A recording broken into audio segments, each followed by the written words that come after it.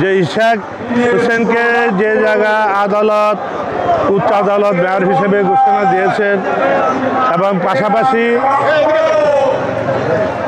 নির্বাচন কমিশনেরও একটা গেজেট আকারে ঘোষণা করেছে, এটার ফায়সালা কিন্তু হয়ে গেছে। আশিক মাহমুদ আসলে সত্যিকার অর্থে এই সরকারের মধ্যে কিছু রয়ের এজেন্ট, আওয়ামী লীগের দূষর এই সচিবালয় মন্ত্রী হয়েছেন, কিছু আমলাতন্ত্র এখনো এই আওয়ামী লীগের দোষররা বসে আছে, যেখানে জনগণের স্বার্থ। ওয়ালটন আবারও মিলিনিয়ার অফারে ওয়ালটন ফ্রিজ কিনে আপনিও হয়ে যেতে পারেন মিলিয়নিয়ার। মিলিনিয়ার ছড়াছড়ি দেশ জুড়ে, এটা শুধু ওয়ালটনই পারে। ঢাকাবাসীর স্বার্থ, এই দেশের সংবিধান তো তৈরি হয়েছে জনগণের স্বার্থের জন্য।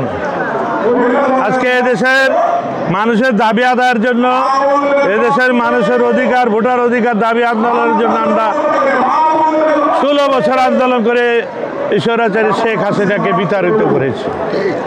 তার মানে এই নয় ওই আশিকের রকম এই বাচ্চা পোলাবান্ডা আন্দোলন করে স্বৈরাচারী সরকারকে খেদায়া কিভাবে রয়ের এজেন্টের মধ্যে বুনতে হয়েছে আপনার নিজেরাও জানেন।